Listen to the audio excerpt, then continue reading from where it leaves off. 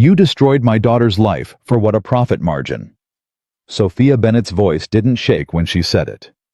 Her hands did pressed flat against the cold metal of the payphone, knuckles white, 2:14 in the morning, but her voice held like iron. The man on the other end of the line said nothing for 3 full seconds. Then Damian Russo spoke. Who gave you this number? Before we go any further, if this is your first time here, hit that subscribe button right now and turn on notifications so you never miss a story. Drop a comment and tell me what city you're watching from. I want to see how far this story travels. Now let's get into it. Sophia had made exactly 3 phone calls that changed her life. The first was to the hospital the night Emma stopped breathing at 18 months old. The second was to her mother the morning she finally admitted that Marcus had left and wasn't coming back. The third was at 2:14 in the morning on a Tuesday in November, from a payphone 2 blocks from her apartment building in the rain, to a number she had found tucked inside a ledger that was never supposed to exist. She had chosen the payphone deliberately. She had left her cell phone on her kitchen counter, battery removed, because she had spent the last 4 days reading documents that explained exactly how men like Richard Vale tracked people who became inconvenient. She knew what she was doing. She had rehearsed it in her head for 6 hours while Emma slept, and the rain hit the window and the eviction notice sat on the kitchen table like a verdict. She was terrified, but she was not confused. There is a difference between those two things, and Sophia Bennett had learned it the hard way, the way most women who raise children alone learn everything by surviving something that was supposed to break her. The rain was cold. Chicago rain in November doesn't fall so much as it attacks coming sideways off the lake, finding the gap between your collar and your neck, soaking through whatever you thought was waterproof. Sophia stood in the phone booth with her coat pulled tight, listening to the line ring once, and then the call connected. Silence first. Then, who gave you this number, Dave? His voice was not what she expected. She had expected something theatrical, something Hollywood. She had expected a growl, an accent, something that announced itself as dangerous. Instead, Damian Russo sounded like a man who had just been woken up, which he had, and who was not particularly alarmed by it, which he wasn't, because men who ran what he ran learned early that midnight phone calls were just part of the schedule. What she heard was patience. Controlled.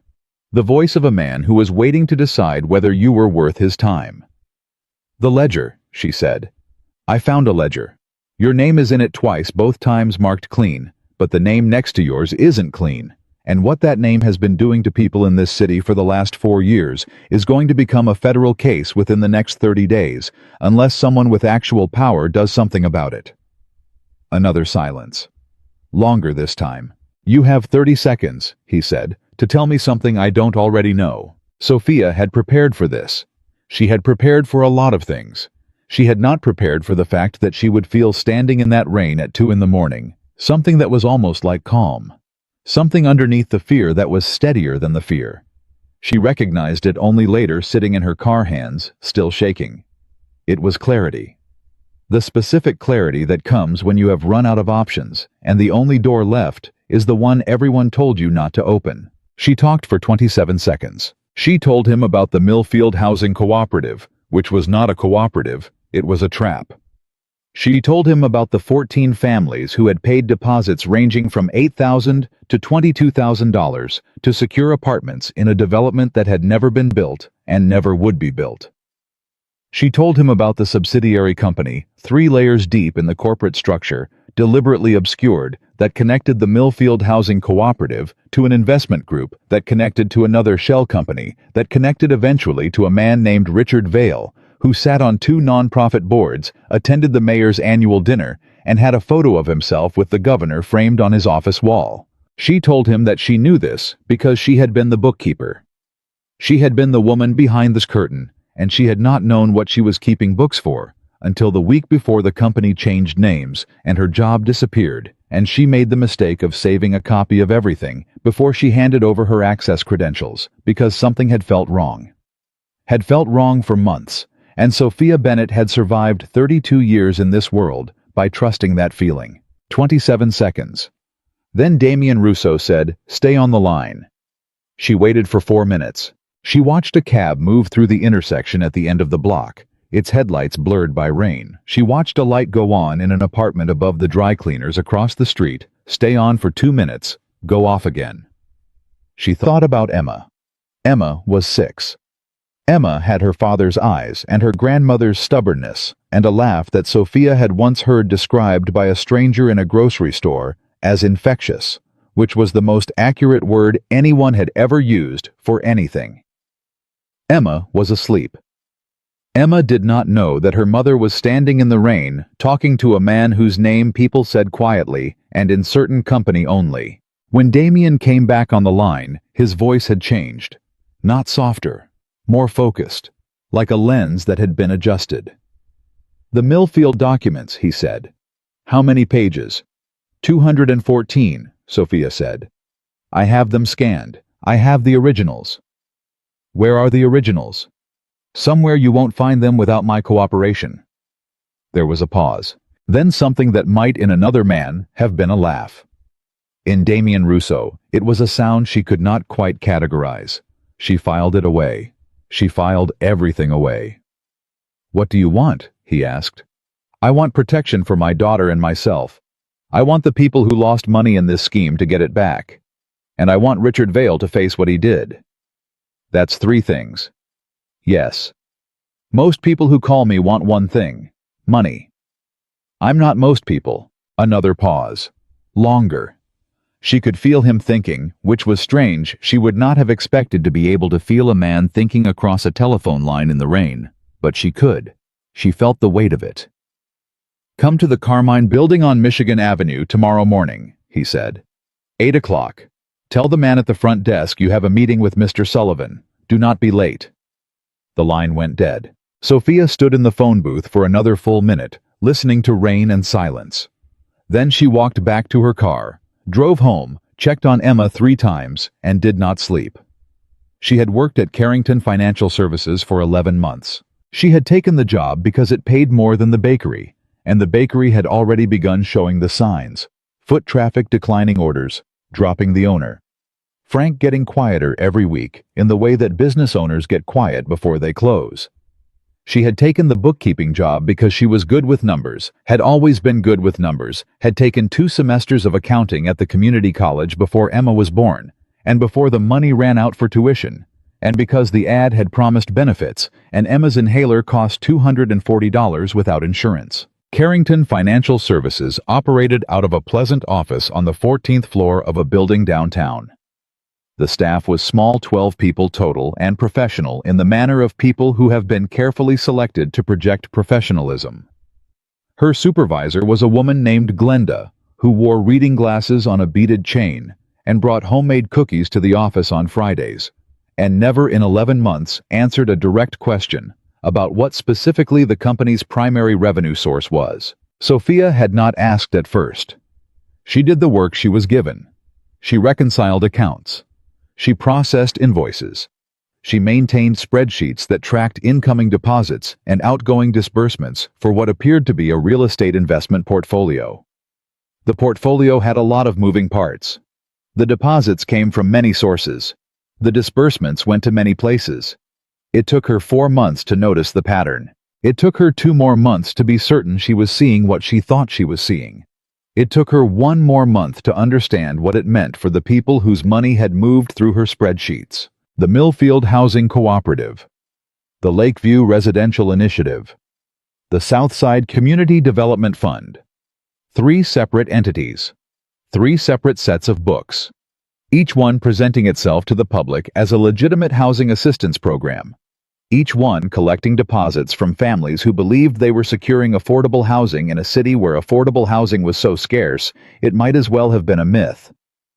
Not one of those programs had ever produced a unit of housing. The money, $4,200,000 across 37 months, had moved through a series of transfers to a holding company, to an investment vehicle, to a personal account, connected to a man named Richard Vale. She found his name on a Thursday afternoon in October, cross-referencing a payment authorization she had been asked to process with a corporate registry she had accessed out of curiosity. His name, his signature, his account. She closed the browser. She sat very still for 45 seconds.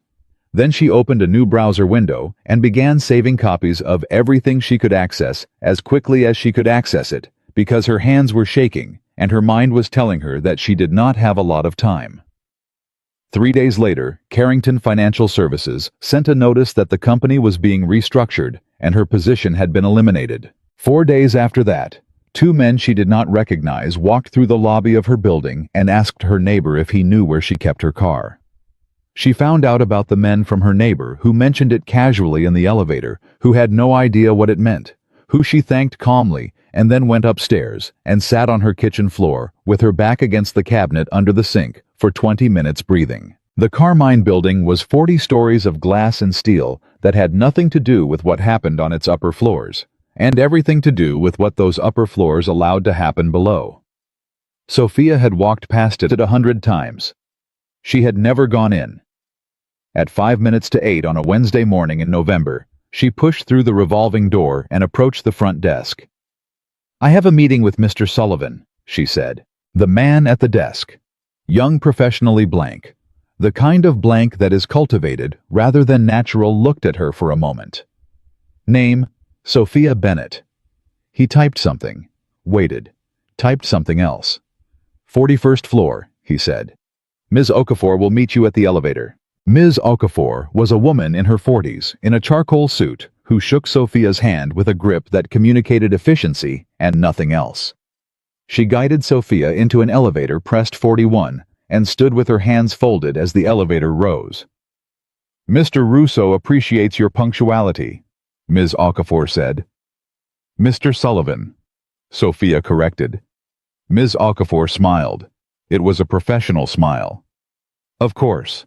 The 41st floor was not what Sophia expected. She had expected wood paneling. She had expected heavy furniture and men in suits standing against walls.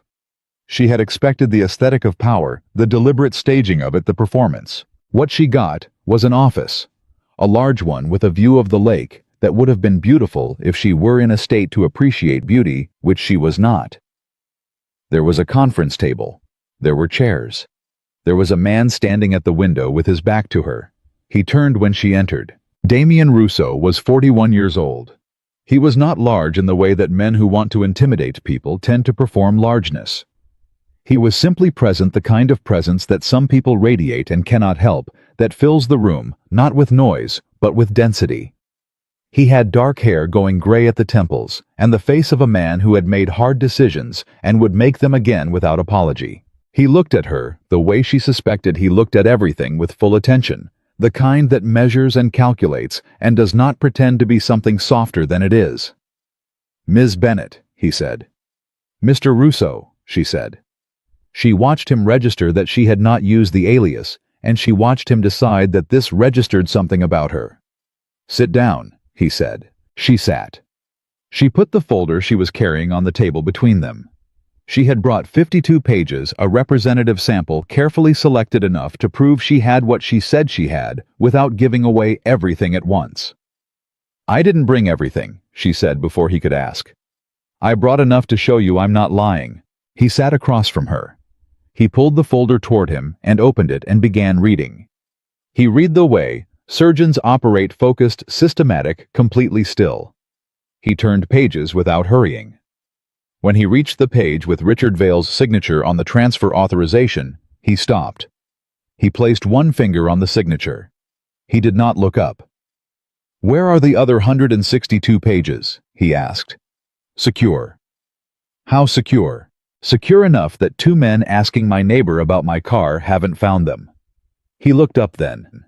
"You know about the men," he said. "My neighbor has a big mouth and an innocent heart," Sophia said. He thought he was making conversation. Damien Russo closed the folder. He leaned back in his chair and looked at her with an expression that she would spend a lot of time later trying to name. It was not admiration exactly. It was not surprise exactly. It was the expression of a man encountering something that did not fit his existing categories and was now deciding how to recategorize. "You know what Richard Vale will do," he said, "when he finds out you're sitting in this building." "I know what he'll try to do," Sophia said. "That's why I'm sitting in this building." "And you think I'm safer than he is?" "I think you have different interests," she said. I read enough to know your name appears in those records twice, both times on the right side of the ledger.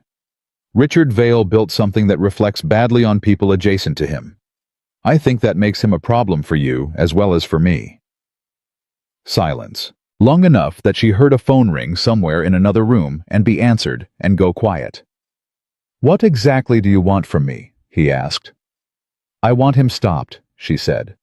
I want the families who lost money to get it back. I want him held accountable publicly, legally, in a way that sticks. That's not typically how I operate, Damien said. I know, Sophia said. That's why I also need protection for my daughter and myself while the legal process takes its course. Because I know you can provide that, and I know you'll provide it effectively. He studied her. You have a daughter, he said. 6 years old. Her name is Emma. Something shifted in his expression. She could not identify it precisely. She filed it. How old are you? He asked. 29. And you think, he said slowly, that you can walk in here, put 50 pages on my table, and tell me how this is going to go? Yes, Sophia said. I do. The silence was different this time. And then Damien Russo said something she had not expected. Tell me about Emma. She talked for 11 minutes. She did not plan to. She had planned to maintain the professional register she had established, to stay in the language of documents and interests and leverage. But something in the way he asked, without agenda, without performance, the flat, direct curiosity of a man who actually wanted to know, pulled the real answer out of her before she could replace it with a strategic one. She told him that Emma had been premature 6 weeks early, 3 pounds 14 ounces, and had spent the first 11 days of her life in a NICU, while Sophia sat in a chair beside the incubator and read to her. Read her everything, novels and magazines and the backs of cereal boxes, because someone had told her that premature babies respond to their mother's voice, and she had nothing else to offer. She told him that Emma's asthma had been managed and mostly controlled, but required medication that, without insurance, cost more than Sophia's grocery budget for 2 weeks. She told him that Emma had recently developed a habit of drawing pictures of their apartment building from the outside and labeling them "home" in large, uneven letters, and that this was the most heartbreaking and most sustaining thing Sophia had ever seen, because it meant her daughter understood that home was something worth labeling, worth claiming. She told him that the eviction notice on her table meant that home might be a word Emma lost before she turned 7. Then she stopped. She looked at him. That's why I called you, she said. Not because I wanted a mafia boss, because I wanted someone with enough power to protect something small. Damien Russo looked at her for a long moment. I'll be honest with you, he said. I had a speech prepared for what usually happens in a meeting like this. Someone comes in with information. They want money or immunity or leverage. I give them one of those things. The situation resolves. And I don't have a speech for this, he said. He told her before she left that he would assign 2 people to watch her building, and that she was not to change her routine, and that Richard Vale would not know about this meeting. He told her he would be in contact. He walked her to the elevator himself, which Ms. Okafor's expression suggested was not the standard protocol. In the elevator going down, Sophia exhaled for what felt like the first time in 4 days. Her hands were not shaking anymore. She did not know if she had made the right decision. She would not know for some time whether she had made the right decision. But she had made it, and it was made, and there was something almost like relief in the absence of the uncertainty that had preceded it. She walked out through the revolving door into the Chicago morning. The rain from the night before had cleared. The lake was the color of slate. Emma's school started in 2 hours. Sophia got in her car and drove towards something she did not yet have a name for, which she suspected was the beginning of the rest of her life. The version of it that came after fear and before whatever Damien Russo decided to do next. She did not know what that version looked like yet. She only knew she had earned the right to find out. Damien Russo did not sleep that night either. This was not unusual for him. He had not been a reliable sleeper since he was 19 years old and had made his first real decision, the kind that cannot be unmade, the kind that rearranges everything that comes after it. Sleep for men like him was a negotiation rather than a surrender. You got what you could, and you kept one ear open for the rest. But tonight was different. He sat at the desk in his private office on the 41st floor, long after Ms. Okafor had gone home, long after the building had emptied, and the cleaning crew had come and gone, and he read every page of the 52 Sophia had left him. Then he read them again.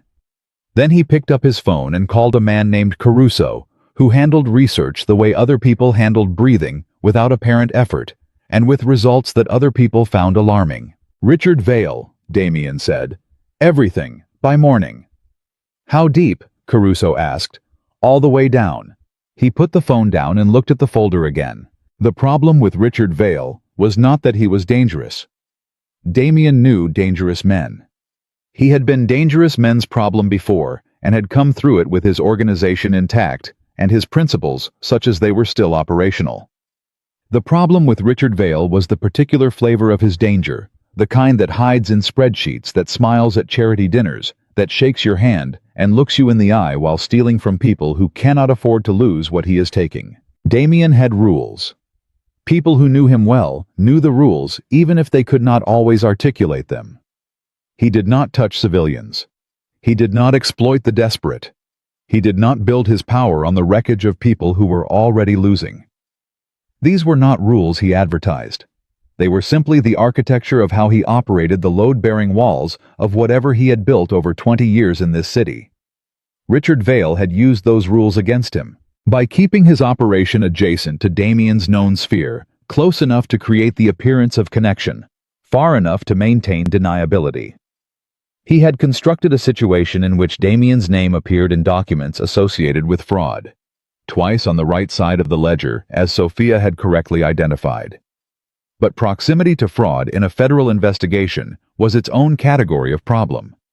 Sophia had not just brought him a moral case. She had brought him a self-preservation case wrapped inside a moral one.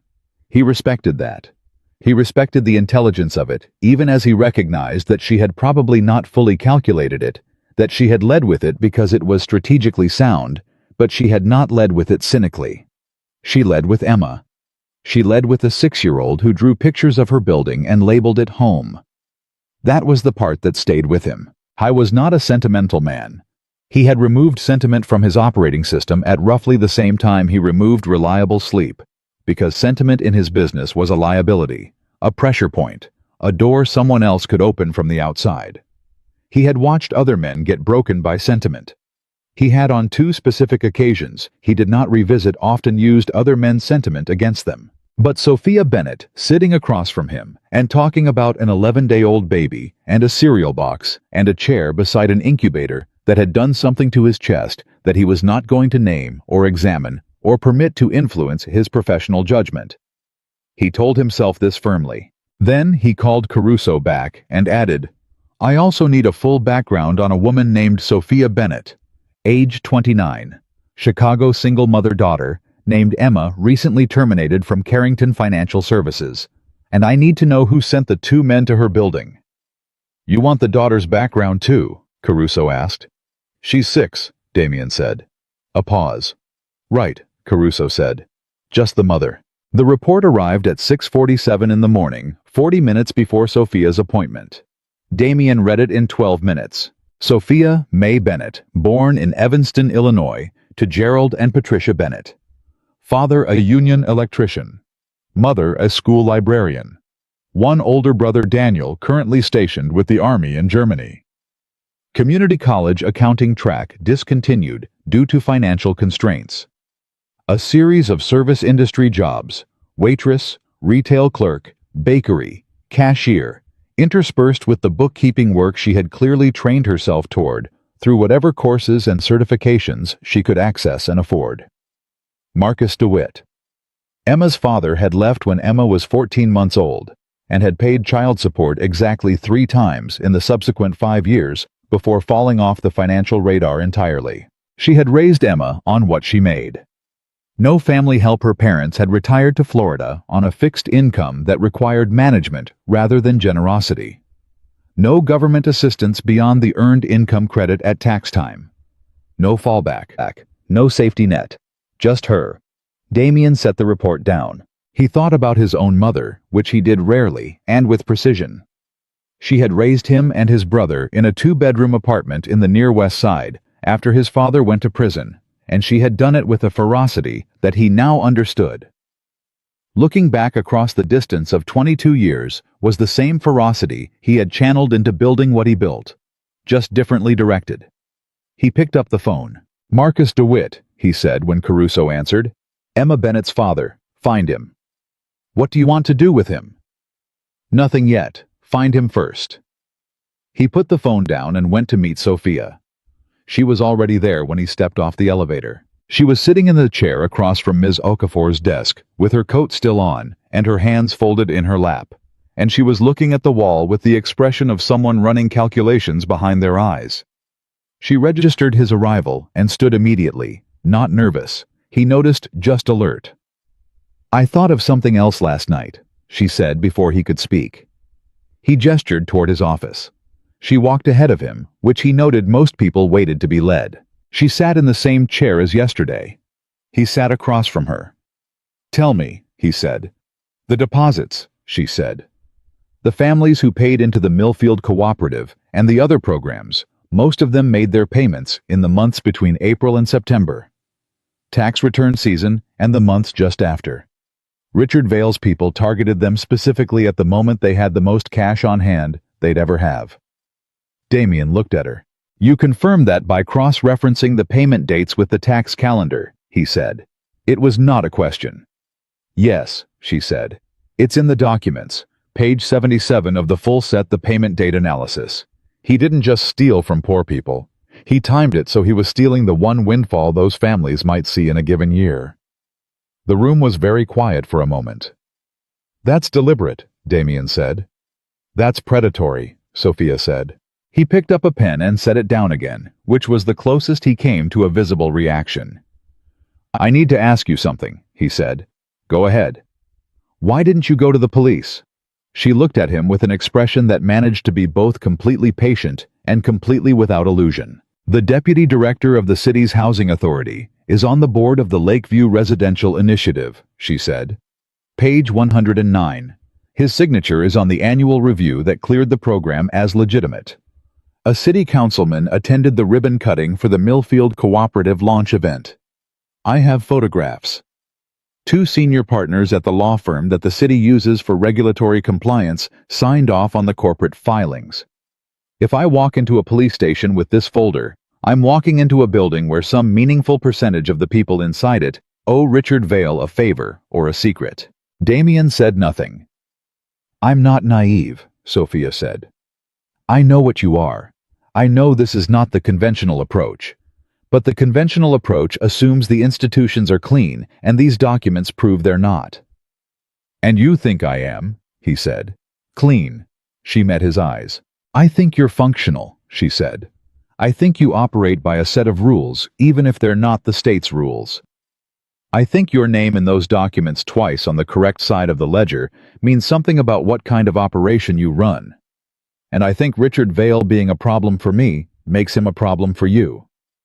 He looked at her for a long moment. "You said that yesterday," he said. "Because it was true yesterday, and it's still true today." He told her to leave the full document set with a man named Anthony, who would be waiting in the lobby at noon, and that Anthony would provide her with a number to reach Damien's office directly. He told her the 2 people watching her building would be joined by a third who would specifically handle Emma's school route. Then he said, "I'm going to ask you not to make any additional copies of those documents or share them with anyone else until I've had 48 hours to assess the situation." "And if I say no?" she asked. "Then I'll spend 48 hours wondering whether I'm working with a partner or a liability." She considered this.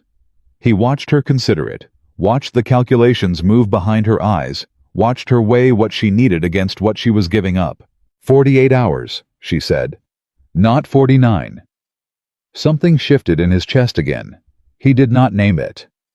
Not 49, he agreed. Caruso called at 2 in the afternoon. "You need to hear this in person," Caruso said. "Then be here in 20 minutes.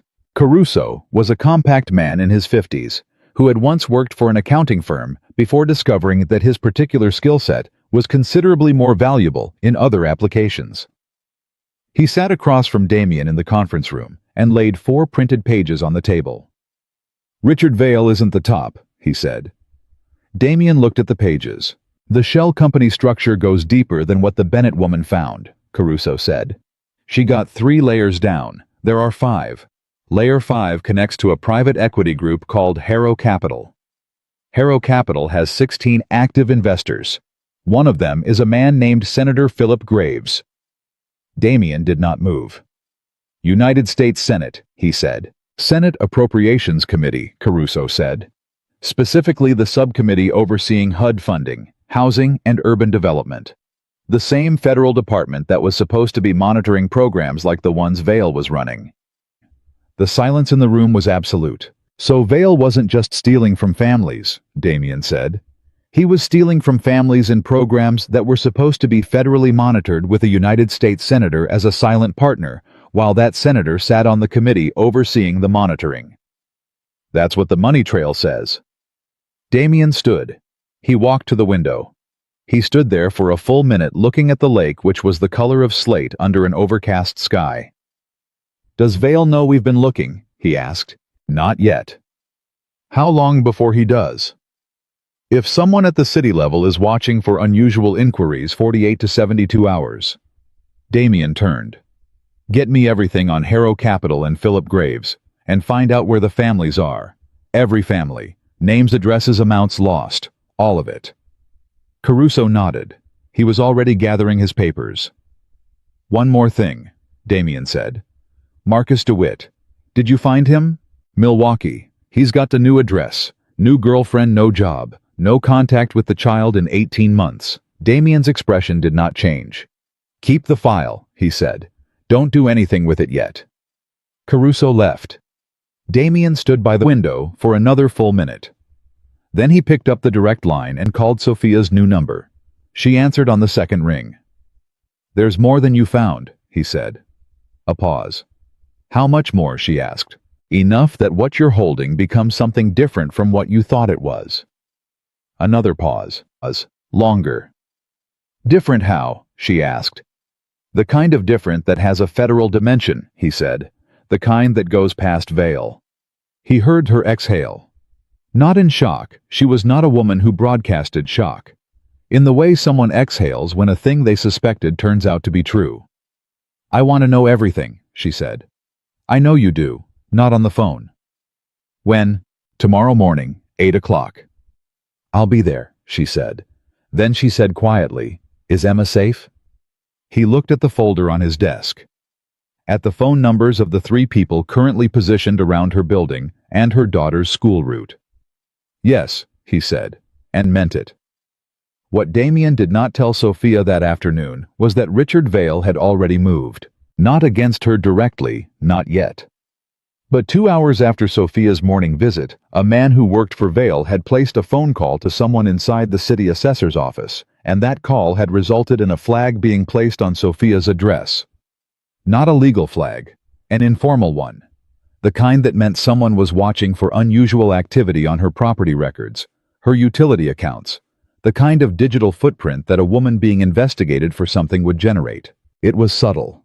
It was the work of a man who did not need to be loud because he had enough infrastructure to be quiet. Damien knew this because he had a person inside the assessor's office as well. Not for the same reasons as Vale, for different reasons. Older reasons. The kind of institutional presence you build over 20 years in a city, and that person had called Ms. Okafor at 3 in the afternoon to report the flag. Damien read the message. Vale knew Sophia existed as a variable. He did not yet know she had made contact with the Carmine building. But he was moving, which meant his timeline was shorter than Caruso's 48 to 72 hours. He called Anthony. "Move the third person on the Bennett building to a closer position," he said. "And put someone on Vale's assistant. I want to know if anyone from his office makes contact with anyone in law enforcement." "You think he'll try to flip it?" Anthony asked. "Come at her through the system." Damien thought about the deputy director of the housing authority and the city councilman and the law firm partners. "Yes," he said. "That's exactly what I think." The call came at 11:47 that night. Sophia's voice was controlled but barely. Someone came to Emma's school today, she said. After pickup, I had already gotten her, but the school's administrative assistant told me a man came in asking questions about Emma's enrollment, whether she was current on vaccinations, whether her emergency contacts were up to date. Damien was already standing. What did the assistant say? She gave him nothing. She said he wasn't on any authorized list, and she asked him to leave, and he did. But she described him. Young.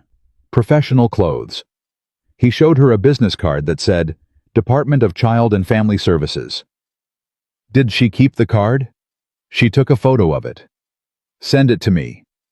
He had the photo in 40 seconds. He sent it to Caruso in 41. Caruso called back in 6 minutes. That card number is not registered with DCFS, he said. The name on it doesn't match any active DCFS employee in the state database. Damien sat back. Richard Vale had just threatened a 6-year-old girl using a fake government identity. He had not expected this to make him feel anything specific. He was wrong about that. Move the third person inside the building, he said to Anthony. Tonight. And get me a meeting with the federal contact. Not tomorrow. Tonight. It's almost midnight, Anthony said. I know what time it is. He called Sophia back. Lock your door, he said.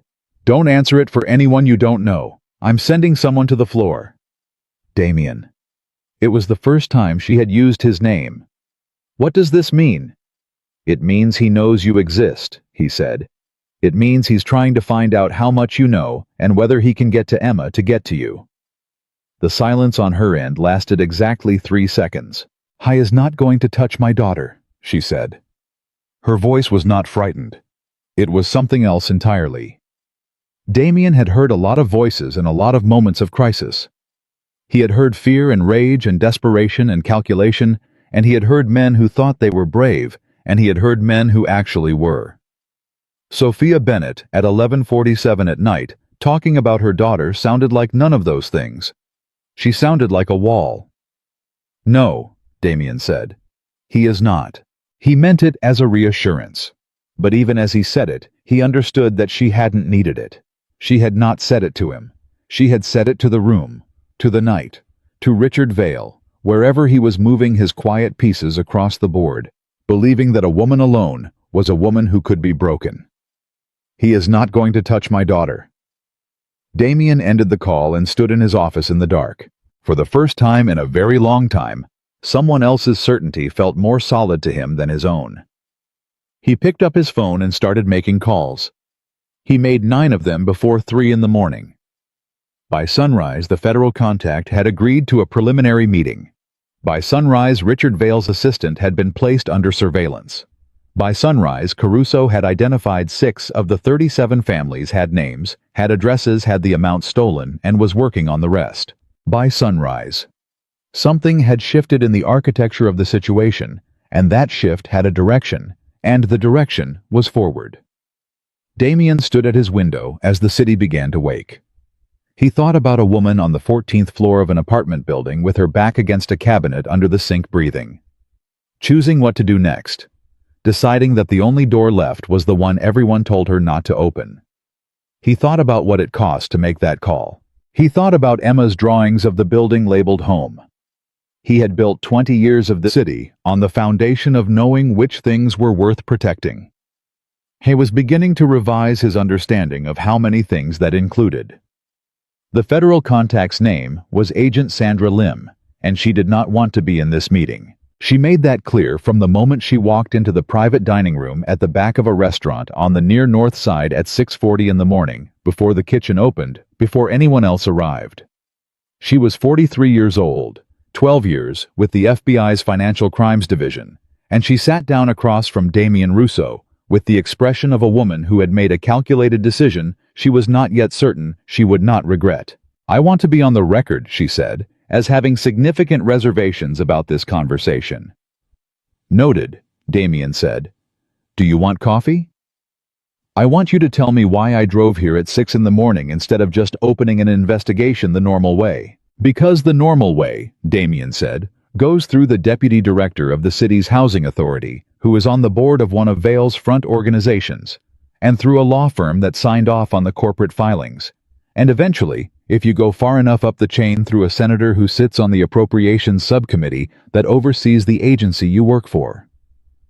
Agent Lim was quiet for a moment. "Show me," she said. He put Caruso's report on the table. He put a copy of 12 pages from Sophia's documents beside it. He watched her read. She read without expression, which was the expression of someone trained to read without expression. But her eyes moved differently on certain pages. Slower, more carefully. When she reached the Harrow Capital connection, she stopped. She looked up. "Where did this come from?" she asked. "A woman named Sophia Bennett," he said. "Former bookkeeper at Carrington Financial Services. She found the first 3 layers. My people found the rest." "Where is she now?" "Safe." "I'll need to speak with her." "You will, not today. Today I need to know whether you're going to open a proper federal investigation or whether the name on that last page is going to make this disappear." She looked at him directly. "You know I can't guarantee anything." "I know," he said. "I'm not asking for a guarantee. I'm asking for a read. Person to person, not agent to informant." The silence stretched. Outside, the city was starting its morning completely indifferent to what was being decided in this room over untouched coffee. "If this is what it looks like," Agent Lim said finally, "I'm not going to let it disappear."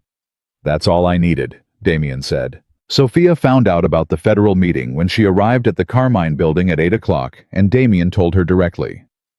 "You met with the FBI," she said. "A contact, yes." She sat with that for a moment. "Without telling me." "With information you provided, which I disclosed. She'll want to interview you. I wanted to assess her before I put you in a room with her." "You were protecting me," Sophia said. "I was making sure it was safe to move." She looked at him. "Those are the same thing." "Not always," he said. She let it go, but he could see she had filed it. She filed everything. "Tell me about Lim," she said. 12 years in financial crimes. She's read the documents. She understands what she's looking at, and she's not running from the senator's name. That matters.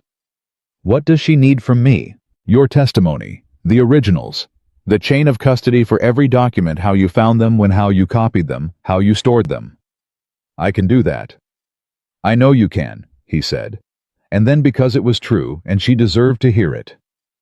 You built a stronger case than professionals, with 3 times your resources have built on situations like this. You should know that. Sophia looked at him for a moment, with an expression he was beginning to recognize. Not softness exactly, but the relaxation of a held breath. The face she made when something she expected to be a fight turned out not to be one. "When do I meet her?" she asked. 2 days. I want 48 more hours to make sure no one from Vale's office has flagged Lim's name. He has reach into the FBI. I don't know yet. I'm not taking the risk. She nodded. Then, the fake DCFS man, at Emma's school. We identified the card printing company. It's a small shop in Wicker Park that does rush orders for cash. We have a physical description of the person who placed the order. Caruso is running it. So Vale is using someone. A contractor, yes. Not his own people directly, he's insulating himself. Which means he's scared, Sophia said. Damien paused. What makes you say that? Because using a contractor means he doesn't trust his own people with the exposure. That's not confidence. That's fear management. She said it matter-of-factly, the way she said most things, as if she had simply worked it out and saw no reason to be theatrical about it. He knows the documents exist. He knows someone has them, and he's trying to find out how much danger he's in before he decides how hard to push. Damien looked at her. You're right, he said. I usually am, she said. It's not a gift, it's just paying attention. The call from Emma's school came at 10:47 in the morning. Sophia's phone rang, and she answered it, and the school's vice principal, a steady woman named Mrs. Okoye, said the words that made every other thought in Sophia's mind go silent. I need you to come to the school, Ms. Bennett. There's a situation with Emma. Sophia was already standing. Is she hurt? She's not hurt. She's fine. But there are 2 people here from DCFS, and they're requesting access to Emma, and I've told them to wait, but—" "Don't let them near her," Sophia said. "I'm on my way. Do not let them near my daughter.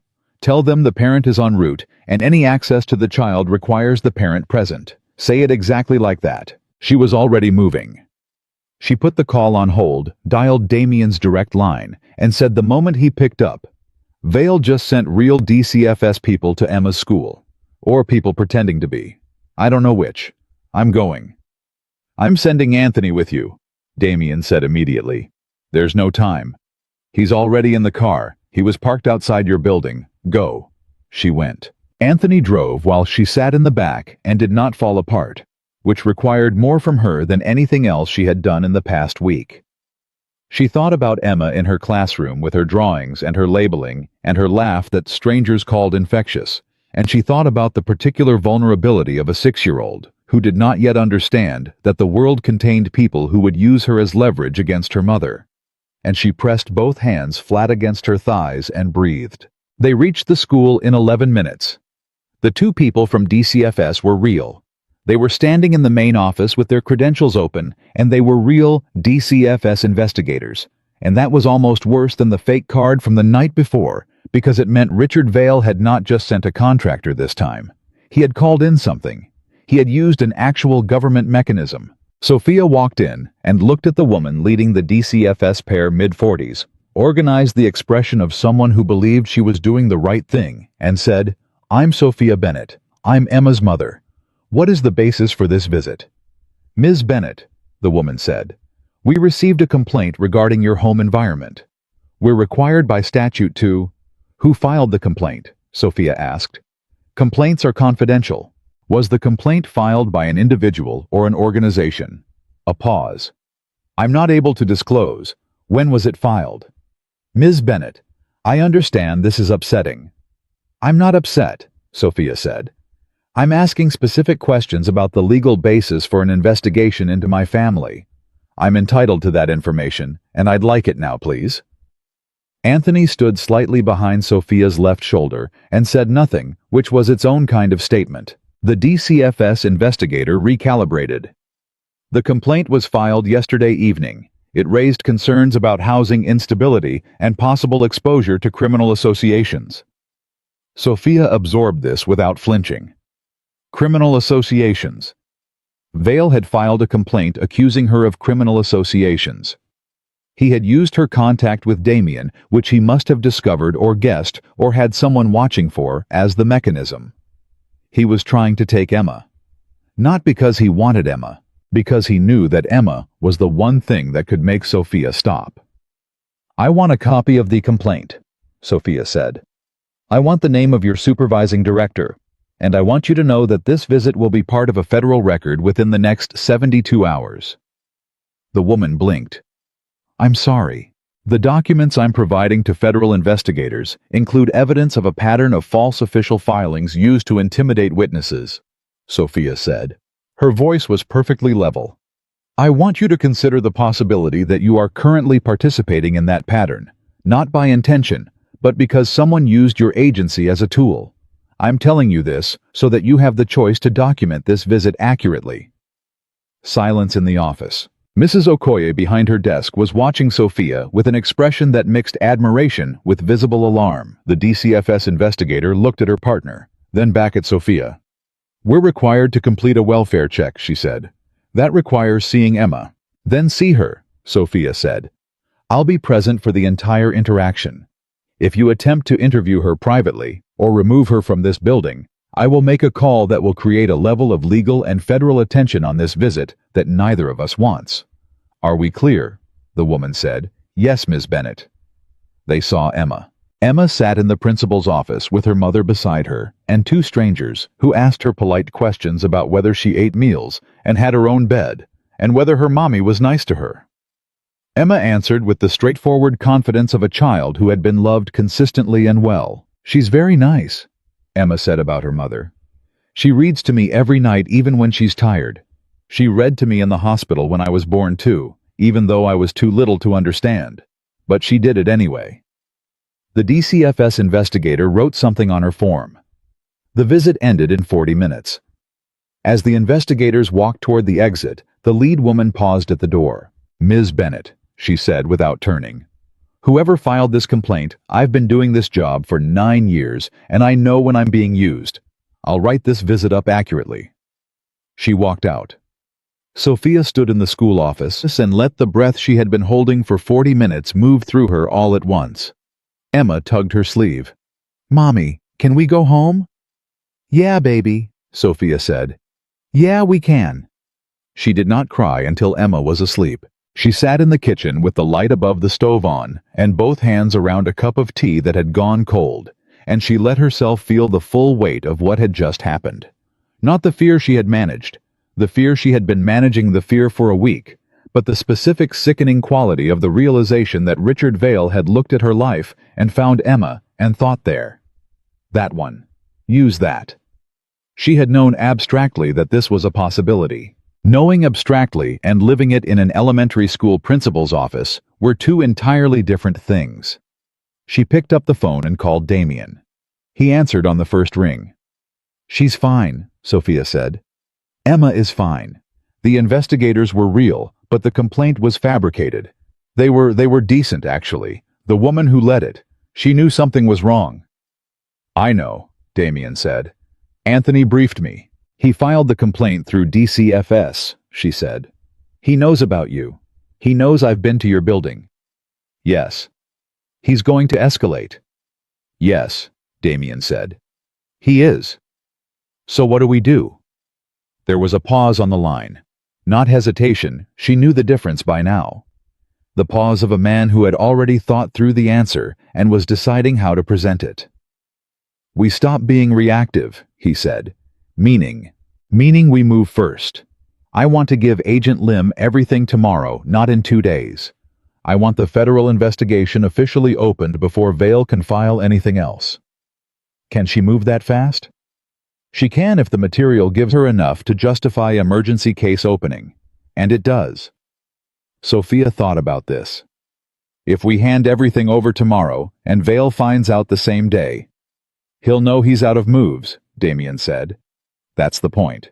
Or he'll do something desperate before the walls close. Yes, Damien said. Which is why I need you to take Emma somewhere else tonight. Not your building. She felt the cold settle into her chest. You think he'll...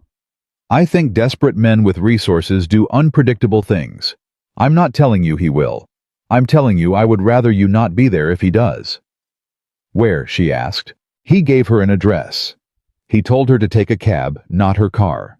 He told her Anthony would be in the lobby of the destination building and she should go directly to the 4th floor. She looked at Emma's door. She's going to wake up and be confused, Sophia said quietly. Tell her it's an adventure, he said. 6-year-olds believe that. Sophia almost smiled. You know a lot about 6-year-olds for someone who doesn't have children. I was one once, he said. A long time ago. She woke Emma gently. Emma was groggy and warm and smelled like the lavender soap Sophia bought in bulk because it was cheap and Emma liked it. She blinked at her mother in the half-dark. Are we going somewhere? Emma asked. We're going on a little adventure, Sophia said. Overnight. Emma thought about this for 2 seconds. Will there be pancakes in the morning? I will personally guarantee pancakes, Sophia said. Emma climbed out of bed with the boneless efficiency of a child who trusts the person holding her hand completely and without qualification. Sophia picked up the go-bag she had packed 4 days ago the moment she found the documents, the moment some part of her brain that was older and wiser than the frightened part began quietly preparing. She carried Emma down the stairs. Emma was almost too big for this, but not quite, and walked out into the night and into a cab and held her daughter against her side as the city moved past the windows. Emma fell back asleep before they reached the address. Sophia did not sleep at all. The address was a residential building on the north side that Damien apparently owned through a property management company, which Sophia added to the growing inventory of things she was not surprised to discover and would process later. The 4th floor apartment was clean and stocked and had 2 bedrooms and a kitchen with actual food in it, which told her someone had prepared it on short notice, which told her something about the kind of organization Damien ran that she found both reassuring and slightly disquieting. Anthony showed them in, confirmed the building's security setup in 2 sentences and left. Sophia put Emma in the smaller bedroom and tucked her in and stood in the doorway for a while. Then she went to the kitchen table and opened her laptop and began organizing everything. Every document, every timestamp, every chain of custody notation into the clearest possible structure for Agent Lim. She worked until 4 in the morning. At 4:15 her phone rang. She did not recognize her. She answered anyway because she was past the point of caution, feeling like enough protection. The voice on the other end was male. Not young, not old. The specific vocal register of a man in his 50s who has made enough money to believe his comfort is a moral entitlement. "Ms. Bennett," the voice said. "This is Richard Vale." Her hand tightened on the phone. "I'm going to give you one opportunity," Vale said. "Return the documents, all copies. Walk away from whatever arrangement you've entered into with Russo. And I will ensure that the DCFS complaint is withdrawn, that you receive 6 months of housing assistance, and that your daughter is not further involved in this situation." Sophia let the silence breathe for exactly 3 seconds. "Mr. Vale," she said. "Yes, you just called me directly," she said, "from a number I now have, to offer me a bribe, at 4 in the morning, after filing a false DCFS complaint against my child." A pause. "I'm offering you a reasonable resolution." "You're offering me evidence," she said, "of witness tampering, bribery, and retaliation. I want you to know I'm recording this call." She wasn't. But the pause that followed told her what she needed to know about how much he believed her. "Ms. Bennett, I have nothing more to say to you," she said. "But I want you to understand something, and I want you to understand it clearly. You used my daughter. You sent people to her school. You filed a false report against me through a government agency designed to protect children, and you used it as a threat. And I want you to know that every single one of those decisions has made me less willing to stop, not more." She ended the call. She sat at the kitchen table. Her hands were shaking. Not from fear this time, but from something that ran hotter. Something she recognized as the specific anger that comes when someone miscalculates you so badly that the miscalculation itself becomes an insult. He had thought she would break. He had looked at her life, the 2 jobs, the medical bills, the eviction notice, the daughter with the inhaler, and he had thought, this one is easy. This one has too much to lose and not enough to fight with. He had thought that using Emma would end her. He had not understood that Emma was not her vulnerability. Emma was the reason she could not afford to lose. She picked up her phone and typed a message to Damien Vale. "Called me directly. Offered a bribe. Threatened withdrawal if I comply. I have the number." The response came in 40 seconds. "Send me the number. Meeting with Lim moves to 7 a.m. Get some sleep." She looked at the message for a moment. Then she typed back. "He made a mistake calling me." 3 seconds. Damien's reply. "I know. He doesn't understand what you are yet." She put the phone face down on the table.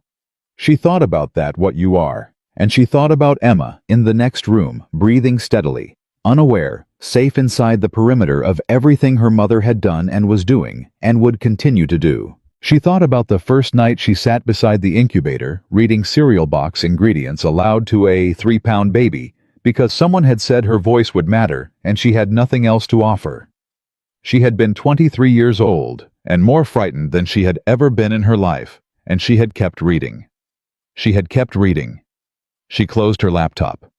She did not sleep, but she rested, which is different, and which she had learned was sometimes enough. 7 a.m. was 3 hours away.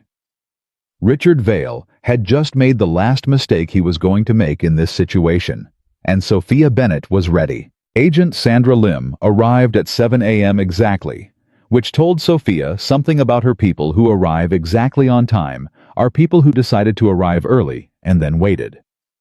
She came alone, which told Sophia something else. She sat down at the kitchen table of the North Side apartment, looked at the organized stack of documents Sophia had prepared through the night, and said nothing for a moment. Then she said, "You did this last night." "This morning," Sophia said. "Between 1 and 4. Lim looked at her. "After Vale called you." after Vale called me. Lim opened the first folder. She read the way she had read in the restaurant with Damien, methodically, fully present, nothing performed.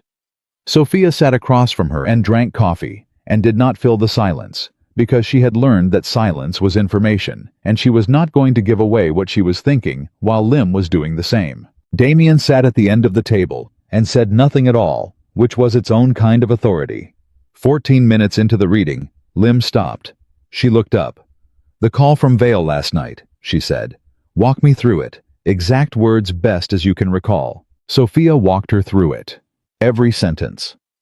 She had a good memory. It was one of the things that had made her good at bookkeeping, the ability to hold sequential detail accurately, and she reproduced the conversation with enough precision that Lim's expression shifted twice, once when Sophia recounted the bribery offer, once when she recounted what she had said in response. "You told him you were recording," Lim said. "Yes." "Were you?" "No." A pause. "That was a risk," Lim said. "Everything I've done in the last week has been a risk," Sophia said. That one at least made him hesitate. Lim looked at Damien. Something passed between them that Sophia could not fully read. Not conspiracy, not collusion, more like mutual acknowledgement of a shared assessment. "The call itself constitutes witness tampering," Lim said. "Combined with the false DCFS filing, which I've already pulled the record on, we have a pattern of retaliation against a witness. That's federal. That gives me the emergency justification I need to formally open the investigation today." "Today," Sophia said. "This morning, within the hour, once I'm back at the office." Lim looked at the stack of documents again. "I need the originals, all of them. And I need a formal recorded statement from you, time, place, date of my choosing, which will be soon." "The originals are in a storage unit in Oak Park," Sophia said. "I'll take you there myself." "We'll go together," Lim said. "Now, if possible." Sophia looked at Damien. He said, "Anthony can stay with Emma." Emma was still asleep in the back bedroom, genuinely unbothered by the world, as only children can be. Sophia thought about the pancake promise she had made. She thought about the fact that her 6-year-old had slept soundly through the night in an unfamiliar apartment while her mother reorganized federal evidence at the kitchen table. Emma trusted her that completely. That trust was not a weight. It was the thing that kept her upright. "Give me 5 minutes," Sophia said. She woke. Emma gently explained that she had to go out for a few hours, that Anthony would be here, that there was cereal in the cabinet and cartoons available, and that she had already arranged for pancakes at lunch. Emma accepted this with the philosophical flexibility of a child who has been raised by a parent who occasionally has to pivot.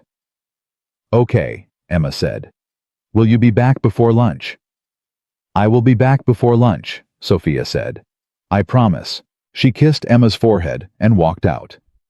The storage unit was a 12 by 12 space she had rented under her brother Daniel's name, paid in cash. 3 months in advance, the key worn on a cord under her shirt for the past 10 days. She had chosen Daniel's name deliberately. He was in Germany. His name was clean, and anyone running a search on Sophia Bennett would not find a storage unit that didn't belong to her. She had thought of this at 3 in the morning, 10 days ago, sitting on her kitchen floor, still breathing. She had thought of a lot of things at 3 in the morning. Lim stood beside her as she unlocked the unit and pulled up the rolling door and revealed 14 labeled manila folders, 2 USB drives, and a sealed box containing the physical printouts, all 214 pages, organized by date, cross-referenced with a handwritten index she had created on graph paper. Lim looked at the index. "You created a chain of custody document," she said. "I didn't know what it was called," Sophia said. "But I knew that if I ever had to prove I hadn't tampered with anything, I needed to show when I got each document and what state it was in." "Where did you learn to do that?" "I didn't. I just thought about what someone would need to trust me." Lim was quiet for a moment. "Ms. Bennett," she said, "I've been in financial crimes for 12 years. I have worked with cooperating witnesses, ranging from investment bankers to organized crime associates. What you assembled here, under the conditions you assembled it, with no legal training and no institutional support, is—" She stopped. Chose her next word carefully. "Exceptional." Sophia did not say thank you because the compliment, while genuine, was also beside the point. She said, "Is it enough?" "It's more than enough," Lim said. "It's the kind of package that makes a prosecutor's job straightforward." "Then let's get it into your hands," Sophia said. They were back at the apartment by 9:40. Emma was watching cartoons and had negotiated with Anthony to also have toast, which Anthony had made without complaint. He was sitting at the kitchen table reading something on his phone and eating toast himself, which made Sophia feel irrationally and briefly like something almost resembling normal. Damien was on the phone when they walked in. He ended the call immediately. "Lim has the originals," Sophia said. He looked at Lim. "The case is open. As of 8:53 this morning," Lim said. "Official, on the record. I've already briefed my direct supervisor, who I trust, and who has no connection to Vale or Graves." She said the senator's name without flinching, which told Sophia something important about her. "We're pursuing a protective order for Ms. Bennett and her daughter. That will be in place by end of day." "And Vale?" Damien asked. "He doesn't know yet," Lim said. "We have a window, probably 12 to 18 hours before someone in his network picks up a flag. I want to use that window." "How?" Lim looked at him steadily. "That's my operation from this point, Mr. Russo. I need to be clear about that." The room held its breath for a moment.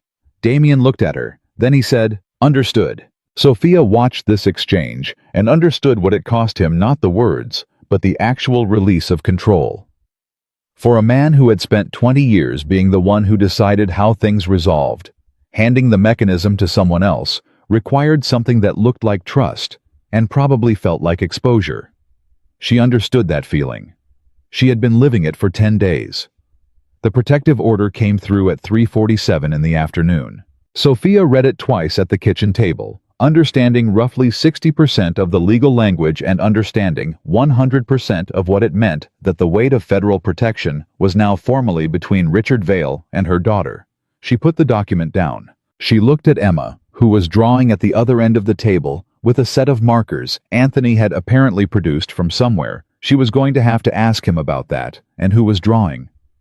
Sophia saw when she leaned over a picture of a building. Not their building. This building.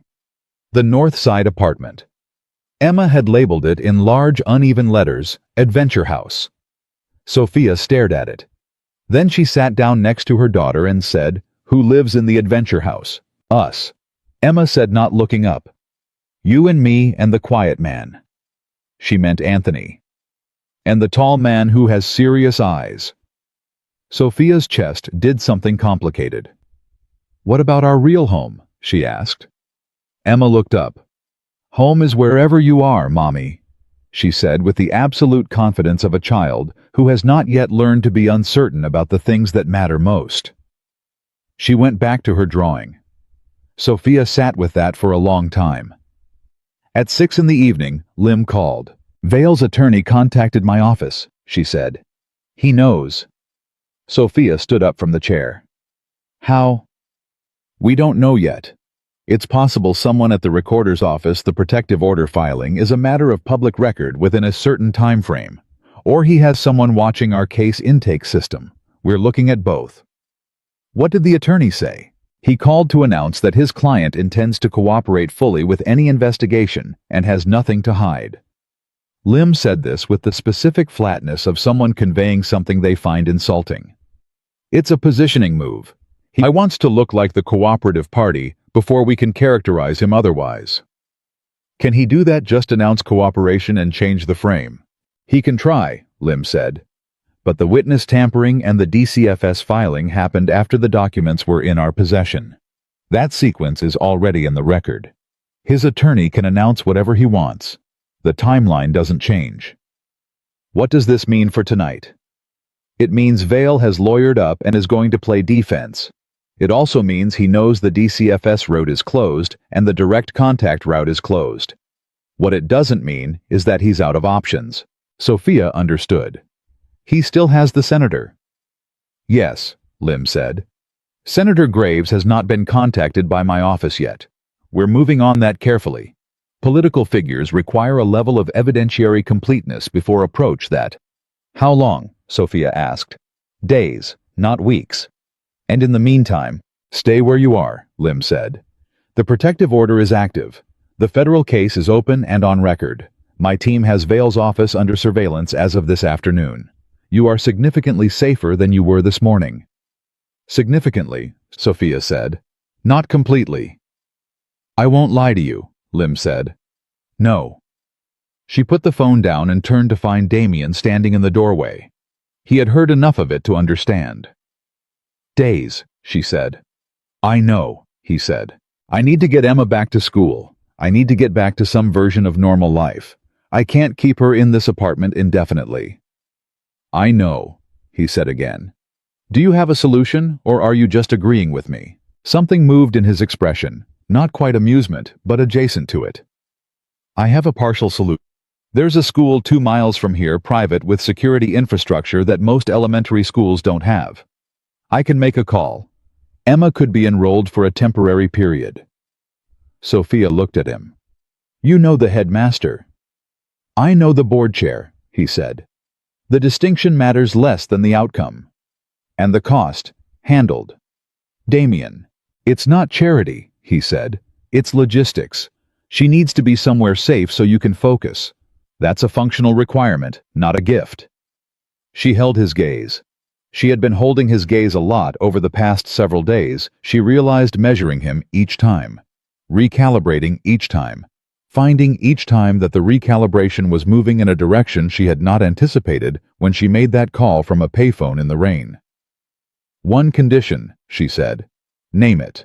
When this is over, when Vale is dealt with and Emma is back in her real school and we're back in our real lives, I pay you back for the school fees, whatever it costs. On a schedule I can manage, but I pay it. He looked at her for a long moment. Why? He asked. Because I'm not going to owe you something I can't quantify, she said. I can be grateful. Gratitude doesn't expire and doesn't compound. Debt does. He said nothing for a moment. Then agreed. She nodded. Make the call. The twist came at 9:17 that night when Caruso walked in with a printed report and set it on the table in front of Damien without preamble. Sophia was in the kitchen. She heard Caruso say quietly, "You need to see this now." She came to the doorway. Damien read the report. His face did not change, which meant the contents were significant. She had learned that his stillness was proportional to the weight of what he was processing. He set the report down. He looked at Sophia. What? She said. The senator, he said. Philip Graves, Harrow Capital, the investment vehicle connecting him to Vale. What about it? The initial investment was made 4 years ago, Damien said. But Caruso went back further. The formation documents for Harrow Capital, the original incorporation, lists 3 founding investors. Vale and Graves, Sophia said. Who's the third? Damien said a name. Sophia's body went cold from her sternum outward. The name was the same name that appeared on the lease for the apartment building where she and Emma had lived for 3 years. The same name she wrote on the check every month for rent. The same man who had posted the eviction notice on her door the week after Carrington Financial Services terminated her. Her landlord. Her landlord was a founding partner of Harrow Capital.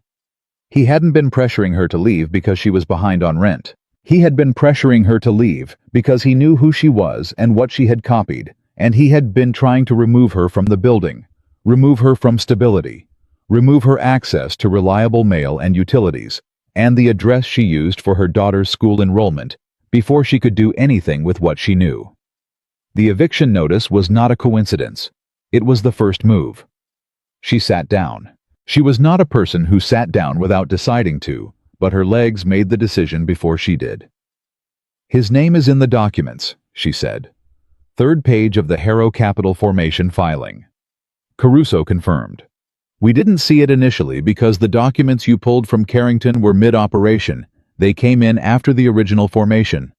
But his name is in the founding records, which we got from the Delaware Corporate Registry. Sophia thought about the eviction notice. She thought about the timing, the week after she lost her job, the week after she copied the files, the week when someone somewhere in the network had realized there was a bookkeeper who had left with knowledge she should not have. She thought about the fact that she had been surrounded by it, that the man who owned her home had been part of the machine that destroyed the other homes she had kept the books for, that she had been, without knowing it, living inside the operation she was documenting. "He's going to know the federal case is open," she said, "by tomorrow." "Yes," Damien said. "Which means he knows I can connect him through the formation documents." "Yes. Which means he has the same motive as Vale to come at me."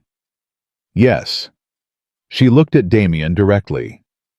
"The apartment," she said. "I need to go back to the apartment. Not to stay to get what's there. Emma's things. Important documents. There's a hard drive I kept in the back of the closet behind her winter coats." "I'll send Anthony." "No," she said. "Anthony doesn't know what to look for. I do." Damien looked at her. "I'll go with you," he said. She registered this. He was not offering to send someone. He was offering himself his presence, his attention, the physical fact of him, and she understood that this was not something he did routinely. "Okay," she said. They went at 11 p.m. Anthony stayed with Emma. Caruso sat in a car outside with his phone, and a line opened to the building security team. Sophia moved through her apartment quickly, and with no sentiment, which was the only way she knew how to do anything when speed mattered. She took Emma's drawings off the refrigerator. She took the hard drive. She took the small wooden box her mother had given her that held documents and jewelry, and a photograph of Emma at 11 days old in the incubator. 3 pounds 14 ounces, with a monitor lead taped to her chest and a sock cap on her head, and the absolute determination even then to stay. She took the go-bag she had packed 10 days ago. She stood in the middle of her living room for 15 seconds. Damien stood in the doorway and said nothing, which was the right thing. She looked at Emma's drawings, the ones she had left on the refrigerator in the early days before she started taking them. The building labeled home. She took one more from the refrigerator. Then she walked out. In the car heading back north, she held the drawing on her lap.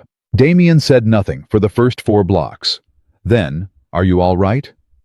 "I'm deciding," she said. "What are you deciding?" She looked out the window. "Whether I'm angry about the way this started, or grateful for the way it's going." He was quiet for a moment. "Those aren't mutually exclusive." "No," she said. "They're not." She folded the drawing carefully and put it in her coat pocket. Then she said, "We have 3 of them now. Vale, Graves, my landlord, and a federal case that's officially open. What's missing?" "Graves," Damien said. "We need Graves on the record. Without him, Vale's attorney will argue his client was peripherally involved in a scheme run by others. With Graves, the whole structure becomes undeniable." "How do we get Graves?"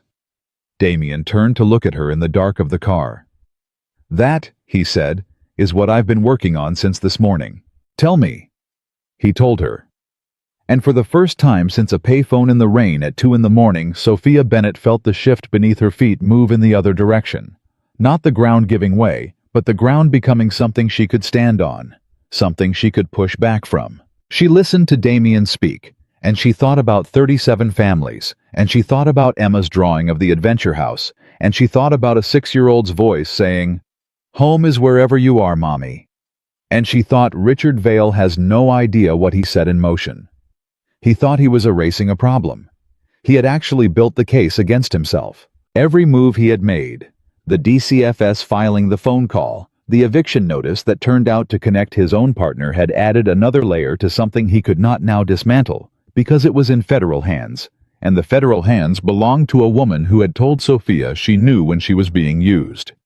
Sophia pressed her hand against her coat pocket, against the folded drawing inside it.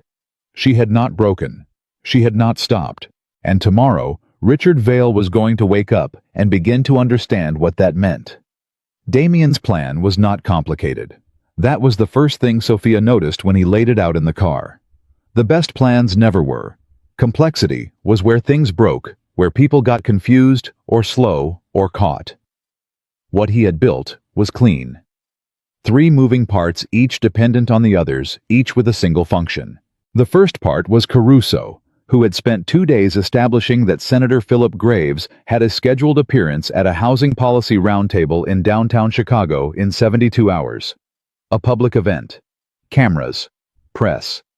The kind of setting where a senator could not simply walk away from a question, without the walking away becoming the story. The second part was a journalist named Paul Whitfield, who wrote for a national outlet and had been investigating predatory housing schemes for 8 months without the evidence to publish. Damien had a relationship with Whitfield, the way he had relationships with a lot of people in this city. Not friendship, not transaction, but the long-term mutual understanding of two people who occasionally had something the other needed. Whitfield had been sitting on a story. Damien had the evidence that completed it. The third part was Sophia. She was the one who had to be willing to go on the record. Fully. Name attached. Face attached. The woman who had copied the documents, kept them safe, survived the DCFS filing, and the phone call, and the eviction notice, and was now prepared to say publicly what she knew and how she knew it. "If I go public," she said in the car, "before the federal case is resolved, Vale's attorney will argue I'm trying the case in the press." "He will," Damien said. "Whitfield knows how to structure the story so that it leads with the documented evidence, not with you. You're the source, not the headline." "There's a difference." "There is until there isn't," he said. "Whitfield is good. He knows the line." Sophia thought about this for a long time. She thought about the 37 families. She had been thinking about them more and more, not as a statistic in a spreadsheet, but as people. 14 families from the Millfield Cooperative alone. She had processed their deposits. She had their names in the ledger. She knew what they had paid and when, and she knew because she had done the math alone at 3 in the morning, because she could not stop herself from doing the math that most of them had paid with money that had taken years to save. Tax refunds. Inheritance distributions. Overtime worked on weekends.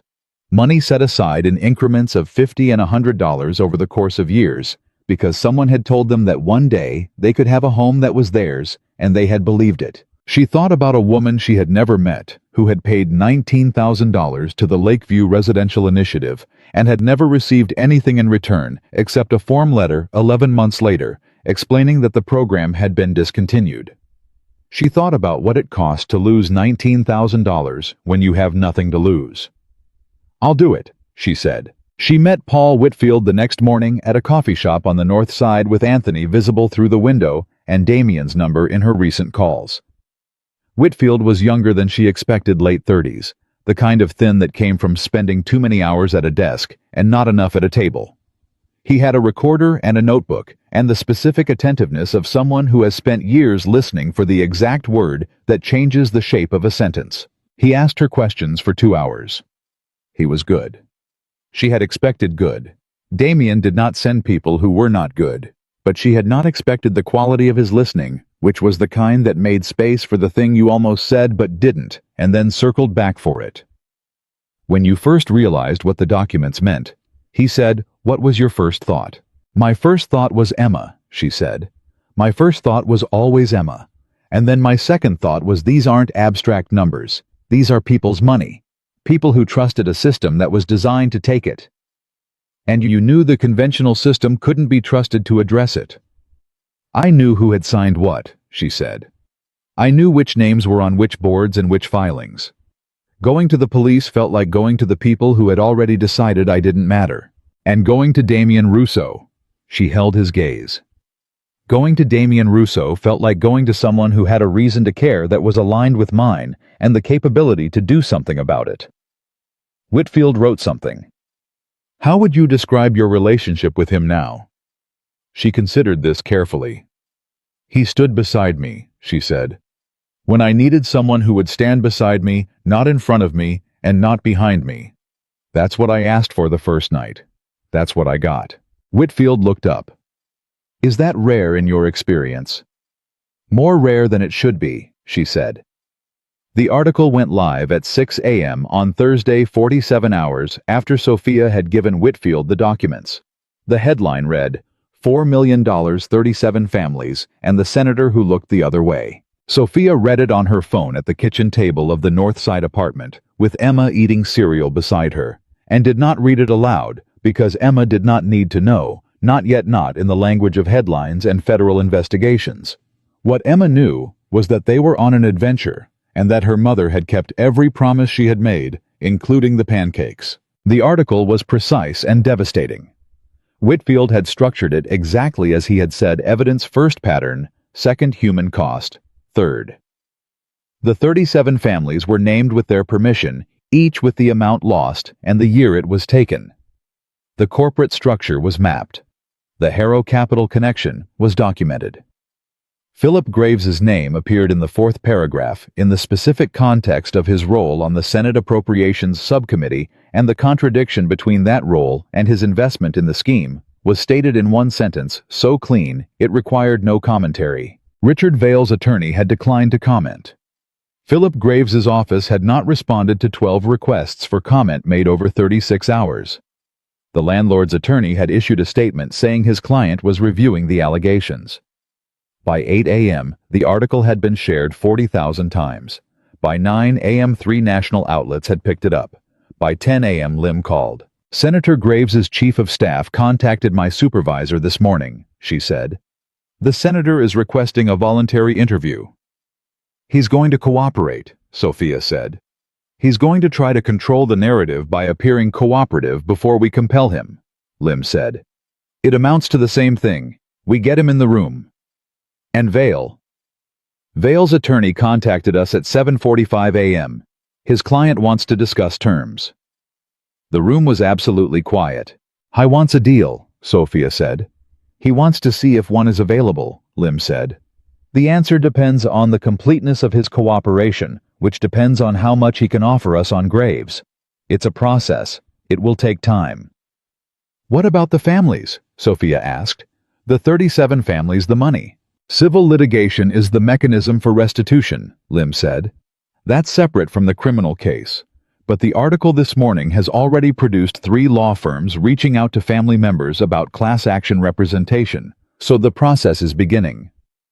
"They should get everything back," Sophia said. "I know," Lim said. "I can't promise everything. I can promise that the evidence you preserved gives them the strongest possible legal position." Sophia sat with that.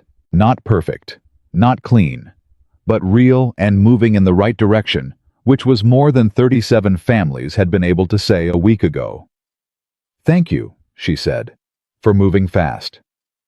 "Thank you," Lim said, and she meant it without performance, "for building something I could actually use." Damien was in the apartment when she put the phone down. He had been there since 7 had read the article. In the first hour had made 4 calls she was not privy to, and had then sat at the table with coffee and said little, which she had come to understand was not distance, but density, the way he processed things that mattered. She told him about Graves, about Vale seeking terms, about the civil litigation beginning. He listened to all of it. Then he said, "How do you feel?" She looked at him. In 11 days of knowing Damien Russo, he had not once asked her how she felt. He had asked what she needed, what she knew, what she wanted, what she was deciding. He had asked functional questions and received functional answers, and that had been the operating language between them, because both of them understood that sentiment was something you earned through time and survival, not something you declared. "I feel like I want to go home," she said. "The real one. I want to take Emma to school on Monday. I want to go back to looking for a job. I want my life back. The actual life, not the crisis version." He nodded. "The protective order covers the apartment. The landlord won't take any action against your tenancy while federal proceedings are active." "I know." She paused. "I want to ask you something." "Go ahead." "The foundation," she said. "What Caruso said about you setting aside resources for the families, is that real?" Something moved across his face that she did not have a word for yet. "It's being structured," he said, "legally. A foundation under independent oversight. The goal is housing assistance for single-parent families caught in predatory schemes, bridge funding, while litigation resolves, so they're not on the street waiting for a court to give them back what was stolen." She looked at him for a long time. "You decided that before any of this went public," she said. "Yes. Before the article, before Lim opened the case. Yes. Why? He was quiet for a moment. Not the pause of a man who didn't know the answer. The pause of a man deciding how much of the truth to give. Because you were right, he said. About what you said at the beginning. That power means nothing if you never use it to protect someone. He looked at the table. I've spent 20 years building something. And somewhere in the middle of this week, I started asking what I've been building it for. The honesty of this was so unguarded that it required her to sit with it before she responded. I didn't say that to change you, she said. I know, he said. That's why it worked. Emma appeared in the kitchen doorway in her pajamas, trailing the blanket she had carried from the apartment, holding a drawing in her other hand. I made this, she announced, and crossed the room and put the drawing on the table between them. It was a picture of 3 people. One was small with curly hair. Emma's self-portrait identified by the consistent oversized eyes she gave herself in every drawing. One was taller with a ponytail, Sophia. And one was the tallest, drawn with what Emma apparently understood as the distinguishing feature of the serious-eyed man, which was a single dark line for a mouth that managed, even in crayon, to look exactly like Damien. Emma had labeled the picture in her large, uneven letters, U.S. Sophia looked at the drawing. She looked at Damien. He was looking at the drawing with an expression she had never seen on his face before. Something undefended, something that had not been calculated or prepared, something that arrived before he could manage it. Thank you, Emma, he said. His voice was entirely normal. Only Sophia, who had spent 11 days reading the spaces between his words, heard what was underneath it. Emma climbed into her chair and reached for her cereal. You have serious eyes, Emma told him, but they're not mean. They're just thinking all the time. Damien looked at Emma. You're very perceptive, he said. Emma shrugged. Mommy says that too. They went back to the apartment on Sunday. Not because everything was resolved. It wasn't and wouldn't be for months, because federal cases move at the pace of federal cases, and civil litigation moves slower, and the machinery of accountability once engaged grinds rather than cuts. But the protective order was active. The federal case was open, and Public Veil was negotiating terms that did not include threatening witnesses, and the landlord's attorney had sent a letter confirming that no eviction proceedings would be pursued. The eviction notice that had sat on her kitchen table, like a verdict, was gone. Sophia had removed it the first day, actually had taken it down, and filed it with the documents, because it was evidence, because everything was evidence, because she was a woman who had learned that the things designed to intimidate you are most useful when you refuse to let them function as intended. She and Emma came back on a Sunday afternoon with 2 bags, and the drawing of the adventure house, and the blanket, and the hard drive, and the photograph of Emma at 11 days old. Emma walked through the apartment, checking on things: her bedroom, her toys, the refrigerator, the window where she liked to watch the street, with the satisfied thoroughness of someone conducting an official inspection. It's still home, Emma announced. Yes, Sophia said. It is. Emma went to her room. Sophia stood in the kitchen alone for a moment. She thought about 11 days ago, which felt like a different geological era. She thought about the payphone, and the rain, and the voice that answered on the first ring, and the silence that followed when she said, I need your help, because nobody called Damien Russo saying that. She had called him saying that. And something had shifted, not just in the situation, but in her understanding of what it meant to ask for help. She had spent 6 years believing that asking was weakness, that needing anything from anyone was a crack in the foundation. She had built her entire life around the principle of sufficiency, being enough, having enough, needing nothing she could not generate herself. She had been wrong. Not about strength. She was strong. She had always been strong. But strength was not the same as solitude. And the difference between those two things had cost her more than she had understood, for longer than she wanted to count. She picked up her phone and called her brother Daniel in Germany. He answered on the 3rd ring, with the grogginess of a man whose time zone was 6 hours ahead. Soph, he said. It's midnight here. I know, she said. I know. I needed to hear your voice. I wanted to tell you something. I was awake instantly. The way people who love you are instantly awake when your voice carries a certain register. What happened? Are you okay? Is Emma? We're fine, she said. We're both fine. We're home. You're scaring me. I'm not trying to, she said. I just wanted to tell you that I went through something hard this week, and I handled it, and I wanted you to know. A pause. Soph, he said, and his voice was the voice of her brother, who had grown up in the same two-bedroom apartment in Evanston, and who understood without explanation what it meant for her to say those words, I'm proud of you. She did not cry. She was done with that particular form of release for the foreseeable future, but she breathed.